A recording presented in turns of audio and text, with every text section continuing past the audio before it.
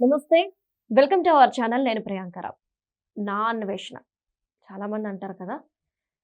Note దూలే ప్రదర్శిస్తే చివరాఖరికి ఏమవుతది అని. కుక్క కాటుకు చెప్పు దెబ్బ. ఇలాంటి సామెతలన్నీ గూడా ఈ మనిషికి సరిపోతాయి.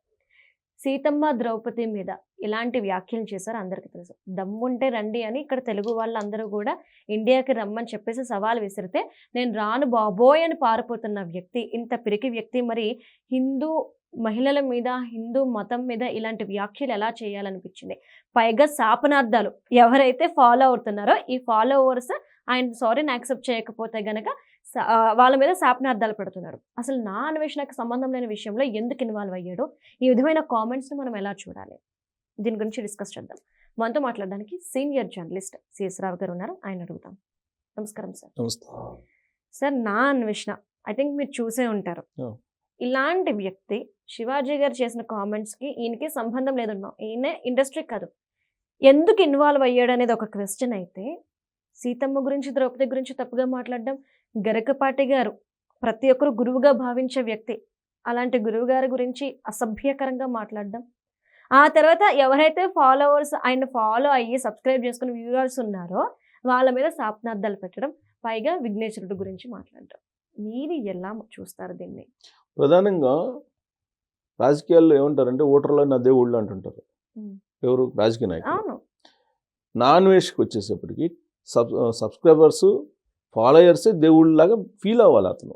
ఎందుకంటే ఇన్ని ఏళ్ల పాటు కోట్లాది రూపాయలు సంపాదించాడు అతను. కోట్లాది రూపాయలు, లక్షల్లో కాదు, కోట్ల రూపాయలు సంపాదించాడు. ఎవరి ద్వారా సంపాదించారు? నెట్జన్స్ ద్వారా సంపాదించాడు, అంటే ప్రజల ద్వారా సంపాదించాడు. అతనికి ఉండే ఫాలోయర్స్ ఎవరున్నారు? తెలుగు జనాలే, తెలుగు వాళ్ళే కదా. నాన్ తెలుగు పీపుల్ అయితే ఫాలో అవ్వరు కదా. నాన్ తెలుగు పీపుల్ చూసినా వాళ్ళకి అర్థం కాదు. సో తెలుగు పీపుల్ అంటే అతన్ని ఎవరైతే పెంచి పోషించారో వాళ్ళనే శాపనార్థాలు పెడుతూ అతను వీడియో పెట్టడం అనేది ఇక్కడ చాలా తీవ్రంగా అభ్యంతర పెట్టాల్సినటువంటి పరిస్థితి కనిపిస్తూ ఉంది. అతను వీడియో వింటే ఏమన్నాడు అతను? ఇప్పుడు అతను వీడియో పెడుతూ సీత, ద్రౌపది వీళ్ళు ఫుల్గా శారీస్ కట్టుకుంటారు కదా, మరి వాళ్ళని ఎందుకు రేప్ చేశారు అని చెప్పేసి అతనికి రామాయణం మీద కానీ భారతం మీద కానీ నాలెడ్జ్ లేదు అని చెప్పి నిరూపించుకున్నాడు. వాస్తవంగా కూడా వేదాలు కానీ, పురాణాలు కానీ, లేదంటే రామాయణ, మహాభారత, భగవద్గీత మీద పూర్తి స్థాయిలో చాలామందికి అవగాహన ఉంది. చాలామందికి. ఇప్పుడు మనం కూడా, ఇప్పుడు నేను జర్నలిస్ట్ని 30 years నుంచి ఉన్నా, వాటి మీద నాకు అవగాహన ఏముంటుంది? కాకపోతే ఏ గరికపాటి గారు, చాగంటి గారు, లేకపోతే త్రిదండి చిన్నజీర స్వామి గారు, లేకపోతే ఇంకొకళ్ళు చెప్పే వాటిని వింటాము. విని తర్వాత కొంత నేర్చుకుంటాము. లేదంటే ఏదన్నా ఎప్పుడన్నా ఒక శ్లోకమో 2 శ్లోకాలు చదువుతాం. పూర్తి స్థాయిలో వాటిని చదువు, వాటి సారాంశం కూడా తెలియదు. ఎవరికో చాలా తక్కువ తెలుసు. అలాంటిది ఇతను సీత, ద్రౌపది మీద రేపు జరిగింది అని ఎట్ట చెప్తాడు? రామాయణం చెప్పింది అంటాడు అతను, భాగవతం చెప్పింది అని అంటాడు అతను. ఎట్ట చెప్తాడు అని? ఇప్పుడు అసలు రామాయణంలో కొన్ని ఘట్టాలను తీసుకుంటే మనకు అర్థం కానీ అంతుబట్టనే ఉన్నాయి. రామాయణంలో కూడా చాలామంది రాశారు. మూల రామాయణం అని ఇట్లా రకరకాల రామాయణాన్ని రాసిన వాళ్ళు ఉన్నారు. రావణుడు అపహరించినప్పుడు సీతను అసలు ముట్టుకోలేదు. ఇది రామాయణం చెప్పేది. ఆ మొత్తం మొత్తం భూమిని మొత్తాన్ని పెకలించేసి భూమిలో పెట్టుకొని తీసుకెళ్తాడు ఆయన. యాక్చువల్లీ సార్, అసురుడు అనే ఒక పుస్తకం ఉంటుంది. అందులో అంటే ఓన్లీ రావణాసురుడు గురించి చరిత్ర మొత్తం. అందులో కూడా సీతమ్మని తాకినట్టు రాయలేదు సార్. లేదు, ఆయన చరిత్రలోనే లేదు సార్. లేదు, ఇట్లా రకరకాల భిన్నాభిప్రాయాలు ఉన్నాయి. రేప్ జరిగింది అని చెప్పి ఎట్ట చెప్తాడు అంటే, రావణాసుడు సీతను రేప్ చేశాడని ఇతను చెప్పదలుచుకున్నాడు, అంతే కదా. ఆ మాట అలాగే ద్రౌపదిని రేప్ చేశారు దుర్యోధనుడు అనేది చెప్పదలుచుకున్నాడు. అంతకన్నా దుర్మార్గం ఉందా? ఎందుకు చెప్తున్నాడు ఇలా అంటే, అతను ఇన్ఫ్లుయెన్సర్ అయిపోయాడు. ఇప్పుడు అతను ఏం చెప్తే అది నడుస్తుందన్న ఫీలింగ్లోకి వెళ్ళిపోయాడు అతను. అతను బేసికల్గా క్రిస్టియన్. Converted Christian. మన దేశంలో ఎక్కడ కూడా క్రిస్టియన్స్ లేరుగా. కన్వర్టెడే ఉన్నారు తప్పితే ఒరిజినల్ క్రిస్టియన్స్ లేరు. ఇది అందరికీ తెలిసిన సత్యం. సో కాబట్టి ఇప్పుడు అతను కన్వర్టెడ్ క్రిస్టియన్ కాబట్టి క్రిస్టియానిటీని పెంచి పోషించుకునేటువంటి క్రమంలో అలాంటి ప్రచారం చేస్తున్నారు అనేది ఇప్పుడు నెట్జన్ల ఆగ్రహం. అదే కదా, ఇప్పుడు అతను హ్యాష్ట్యాగ్ పెట్టి అంతా మీరు అన్ఫాలో కండి అని చెప్పేసి పెడితే ఒక రోజులో 2 లక్షల మంది అన్ఫాలో అయిపోయారు. 2 lakhs మంది అన్ఫాలో అయిపోయారు. ఇంకా రాబోయే రోజుల్లో అతని ఫాలోయర్స్లో ఎవరైతే ఉన్నారో హిందువులు వాళ్ళందరూ అన్ఫాలో అయిపోతారు. ఇప్పుడు అతని వీడియోలు పెట్టి చూసినందువల్ల వీళ్ళకి వచ్చే బెనిఫిట్స్ ఏముండవు కదా.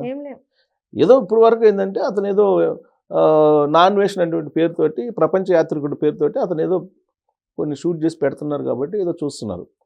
బట్ ఎప్పుడైతే సమాజం మీద విద్వేషాలను రెచ్చగొట్టే ప్రయత్నం చేస్తున్నారో అలాంటప్పుడు ఎంటర్టైన్ చేసే అవకాశమే ఉండదు. ఇప్పుడు అదే జరిగింది. ఒక్క రోజులో 2 లక్షల ఫాలోయర్స్ అంటే మళ్ళీ ఈ రోజు ఇంకో 2 లక్షలు పోతారు. ఎవరైతే మీకు ఫాలో చేసి నిన్ను ఫాలో అయ్యి నీ వీడియోలు చూసి నిన్ను ఫాలో అయ్యారు వాళ్ళు పెట్టినటువంటి భిక్షతోటి అతను బతుకుతున్నాడు. అంతే కదా. ఇప్పుడు కోట్లాది రూపాయలు ఎక్కడి నుంచి వస్తాయి అతనికి? అలాంటి వాళ్ళని ఇప్పుడు కించపరుస్తూ ఏమన్నాడు, నేను సారీ చెప్పేశాను మాట్లాడిన తర్వాత, ఈ అన్ఫాలోయర్స్ ఎక్కువ అయిన తర్వాత నేను సారీ చెప్పేశాను, నా సారీని మీరు యాక్సెప్ట్ చేయకపోతే మీరు మొత్తం నాశనం అయిపోతారు, అష్టదరిద్రాలు మీ అందరికి పట్టుకుంటే 2026 కొత్త సంవత్సరంలో. ఇదే చెప్పింది. పైగా నాలుగు మీద మచ్చ ఉంది, తన నాలుగు మీద మచ్చ ఉంది, నేను ఏది చెప్తే అది జరిగిద్ది అని చెప్పి అతను శాపనార్థాలు పెట్టడం మొదలు పెట్టాడు. శాపనార్థాలు పెట్టి హిందూ సమాజం, హిందూ దేవుళ్ళని ఆయన కించపరుస్తున్నాడు. ఎవరి మీద ప్రమాణం చేస్తానన్నాడు? వినాయకుడి మీద ప్రమాణం చేస్తాను. ఎక్కడ? మసాజ్ చేయించుకొని, ఎక్కడ? థాయిలాండ్ లో గుడి ముందు మాట్లాడాడు. థాయిలాండ్ లో మసాజ్ చేయించుకొని సినిమా చూసి వీడియో పెడతాను. థాయిలాండ్ మసాజ్ చేసుకుని అక్కడ ప్రమాణం చేస్తాను అన్నాడా? ఆల్రెడీ అక్కడ గుడి ముందు నుంచి అని నేను మాట్లాడుతున్నాను, కాబట్టి మీరు కనుక యాక్సెప్ట్, మీరు కనుక నా క్షమాపణలు కనుక రిసీవ్ చేసుకోకపోతే మీరు అందరూ చచ్చిపోతారు, మీరు నాశనం అయిపోతారు. ఇదా నాన్వేషన్కి ఉండేటువంటి మైలేజ్ ఏంది? అతను మాట్లాడేంటి? అతని మీద ఇప్పటి వరకు ఎవరైతే గుడ్ విల్గా ఉన్నారో వాళ్ళందరూ గుడ్ విల్ని అతను ఒక రకంగా చెప్పాలంటే అవమానపరిచాడు. గోపాల్పురంలో విశ్వ హిందూ సంఘ్ వాళ్ళు కంప్లైంట్ రేస్ చేశారు సార్, హిందూ ధర్మాన్ని కించపరిచేలా మాట్లాడారని. ఇంకొక మాట నాకు డౌట్ ఏంటి అంటే, ఒక మహిళకు అన్యాయం జరిగినప్పుడు తనని మహిళగా చూస్తారే తప్ప తన హిందూ, క్రిస్టియన్, ముస్లిం అంటే ఇన్నేళ్ళు నేను చూసినప్పుడు ఎక్కడ కూడా మతం అనేది రాలేదు. ఫస్ట్ టైం నాన్ వైష్ణవాడు తీసుకొచ్చాడు. ఏమంటున్నాడు, ఇలాంటివన్నీ కూడా కేవలం హిందూ, ముస్లిం వాళ్ళలోనే జరుగుతాయి, వాళ్ళకు ఒంటి నిండా బట్టలు వేసేసుకోండి అంటారు, మొహాలు కాళ్ళు కనిపించకుండా స్వేచ్ఛ లేకుండా చేస్తారు బట్టల రూపంలో. క్రిస్టియన్లోనే వాళ్ళకి ఫ్రీడమ్, మహిళలకి స్వేచ్ఛ. అసలు స్వేచ్ఛ అనే పదంలో మతం ఎక్కడి నుండి వచ్చింది సార్? సో దీనికంటే ముందు అతను ముస్లిమ్స్ కూడా కించపరిచాడు, కానీ వాళ్ళెవరూ ఒక క్రిస్టియన్స్ తప్ప మిగతా వాళ్ళందరూ, మిగతా మతాలకు సంబంధించిన మహిళలు అందరినీ కించపరిచి మాట్లాడాడు. అతను ముస్లిం అని పర్టికులర్ గా హైలైట్ చేశారు. అదే ముస్లిం, హిందూ మహిళలు, అతను ముస్లిం, హిందూ మహిళలను ఇద్దరిని కించపరిచినాడు. సరే, దాంట్లో హిందూ మహిళలకు సంబంధించిన లేదా క్రిస్టియన్ మహిళలకు సంబంధించి, క్రిస్టియన్ మహిళలు మాత్రమే పవిత్రంగా ఉంటారు, మిగతా వాళ్ళు పవిత్రంగా లేరు అన్నట్టుగా మాట్లాడాడు అతను. అది దారుణం కదా. అసభ్యకరమైనటువంటి పదజాలంతో విద్వేషాలను రెచ్చగొట్టేటువంటి ప్రయత్నం కదా అతనిది. మరి అతను అందుకే నువ్వు ఇండియా రాని చెప్తున్నారు, నేను రాను ఇండియా అంటున్నాడు. వాళ్ళ మదర్ని క్రిస్టియానిటీలోకి మార్చడానికి అతను ట్రై చేశాడని చెప్పి 1 ఏడాది క్రితం ఏదో వీడియో పెట్టినట్టు తెలుస్తుంది. వాళ్ళ మదర్ ఏం చెప్పారు? నో అని చెప్పారు. నేను హిందూ మహిళని, నేను బొట్టు పెట్టుకోవాలి, నేను మారను అని చెప్పాను. ఇతను మారాడు. సరే, మారాడు, అతని నమ్మకం అతనిది. అతని నమ్మకాన్ని మనమేమి తప్పుపడాల్సిన అవసరం లేదు, ఎవరి నమ్మకం వాళ్ళది. అతను ఇప్పుడు మిగతా వాళ్ళని కించపరచడం ఏంటి? ముస్లిమ్స్లను, హిందువులను కించపరచడం, ముస్లిం హిందూ మహిళల్ని కించపరుస్తూ మాట్లాడడం అనేది అతనికై అతను బహుశా నేను అనుకోవటం భస్మాసుర హస్తం అంటారు కదా, అతనికై అతను తన పతనాన్ని కోరుకుంటున్నారేమో అనేటువంటి భావన కలుగుతుంది అతను మాట్లాడుతుంటే. ఎందుకంటే అది ఇన్ఫ్లుయెన్సరు. ఇప్పుడు ఆ స్థాయికి వెళ్ళిన తర్వాత మీరు క్రిస్టియానిటీని ప్రమోట్ చేస్తూ మాట్లాడితే ఇష్యూ ఏంటి? శివాజీ గారు అన్నట్టు వ్యాఖ్యలు, దాని తర్వాత శివాజీ గారు అన్నట్టు మాటలకి గరికపాటి గారు గతంలో అన్నది, తర్వాత గంగాధర శాస్త్రి గారు గతంలో అన్నవి, తర్వాత చాగంటి కోటేశ్వర గారు గతంలో అన్నవి, ఇవన్నీ కూడా వచ్చినాయి మన సోషల్ మీడియాలోకి, చర్చ జరుగుతుంది.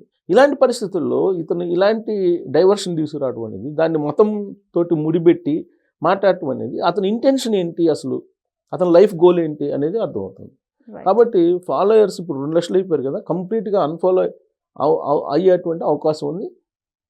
ఇప్పుడు అతను శపిస్తే భారతదేశం మొత్తం నాశనం అయిపోయే పని అయితే ఈయన దేవుడు ఎందుకు, ఒక ప్రకృతి ఎందుకు?